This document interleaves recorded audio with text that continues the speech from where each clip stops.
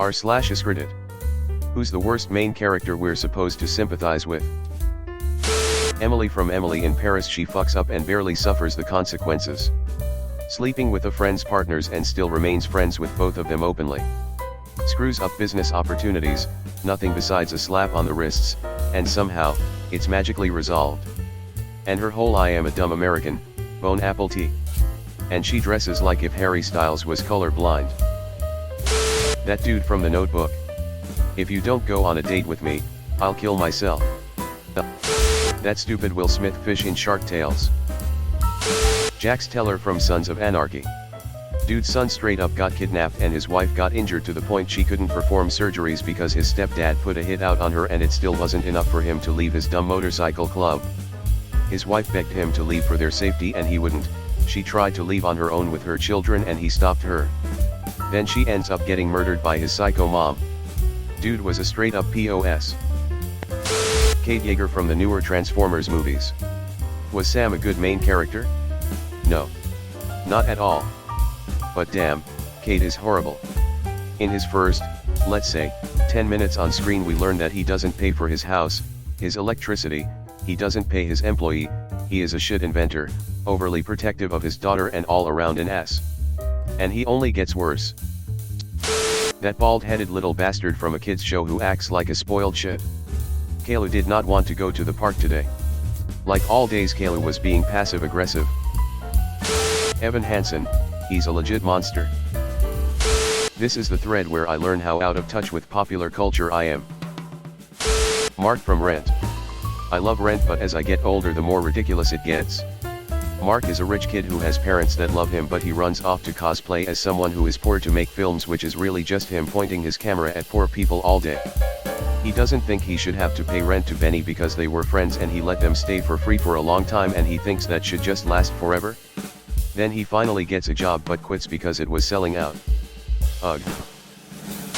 I would have said Nate from Ted Lasso, but the show caught my vibe and turned him into the antagonist. I hope he doesn't get a redemption arc. Sierra Burgess. She was a dick. Rory Gilmore whiny, narcissistic, cheated on multiple boyfriends. Dawson Leary from Dawson's Creek.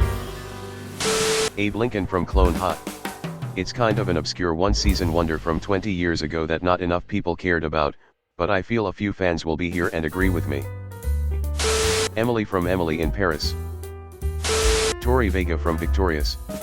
She kissed Beck in front of everyone just to get back at Jade, and she kissed Kat's boyfriend because she was jealous. And she didn't seem to care that her Chrome prevented Jade from doing her performance. Tom Cruise in Risky Business. There's a setup in the beginning. He's in some business class where they're supposed to come up with some business idea. Then his parents go away for the weekend. Cue that famous scene. Tom Cruise, the protagonist and high school student, orders a prostitute. The prostitute turns out to be a man. But he finally gets a girl, and they bang. Something happens where Cruise now needs money. He and the prostitute he's befriended decide to start a brothel in his parents' house. A brothel that caters exclusively to Cruise's high school friends. They make the money they need and then some. Parents come home none the wiser. We end with Tom Cruise back in the business class failing the assignment because he was busy doing the whole child brothel thing, but ends with a voiceover where he's proudly saying how much money he actually made. Turns out he actually was a businessman. All the nerds from Revenge of the Nerds. Hannah Baker from 13 Reasons Why. And hashtag X200B. Commits suicide and becomes romanticized by the school and everyone around her, gets a cute boy to become obsessed with her and view her as the one who got away, and gets revenge on all her bullies. It's everything you don't want to tell or show a person struggling with suicidal thoughts. Debbie Gallagher from Shameless. Truly a horribly selfish, self-centered, and all-around horrible person. Piper from Orange is the New Black. Greg from Diary of a Wimpy Kid. The kids from the Trick cereal commercials. All the rabbit wants to do is eat some cereal, but the kids won't let him just because he's a rabbit. Racist pricks. Eleanor Guthrie from Black Sails. We're supposed to root for her because of the situations she's often in, struggling as an independent woman in a ruthless man's world of the 1700s, but she fucks over her supposed friends and everyone that's ever tried to help her at every opportunity. then turns around and is shocked, horrified, and plays the victim when they do it back. Classic narcissist. Ross and Rachel. They really do deserve each other. Marty and Wendy Bird are total sociopaths. They destroy people's lives everywhere they go. Yet, I find myself rooting for them. Jerry from Tom and Jerry. Now, nothing in the Tom and Jerry verse is really consistent, and a lot of their dynamic depends on whichever studio did the episode. But I remember a lot of times when Tom wasn't really trying to seriously hunt/hurt Jerry, he was usually toying with him like cats do, or if he'd cross the line, he would immediately feel bad about it and then save Jerry himself. Meanwhile Jerry, the little fuck we're supposed to root for, uses that to his advantage to lure Tom into situations that genuinely would have killed him if not for cartoon immortality. Both from the Kingkiller Chronicle is a good one, but I think the entire point of that series is that the story is about the downfall of a hero, and it's supposed to all come crashing down after he gets too deep into his hubris. Not that we're ever going to find out or anything. Peppa MFing Pig. Little Brat. Ted and the gang in How I Met Your Mother.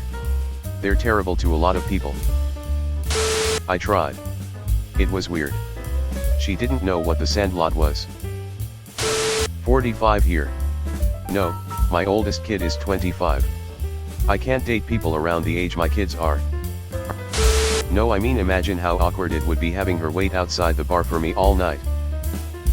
I'm 32 and I work with a 19-year-old who's into me. The answer would be no.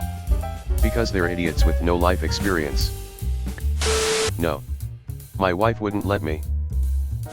No. It's more difficult to connect with someone with that large an age gap. I'm not saying it's impossible, but I find it hard to relate to anyone more than 10 years younger than me. If she doesn't know who loves orange soda, she is definitely too young. I'm 41. Hell no, I don't even entertain it. When I see 21-year-olds out at bars, they seem like children to me, lol. No. They literally look like children to me now that I'm 36. Which was a problem because I look and act immature as hell, so the 20s are also almost the only age group I get attention from. Fortunately, I met a woman 4 years older than me who is even more childish than I am. I didn't want to do that at 25. I would rather be alone than annoyed.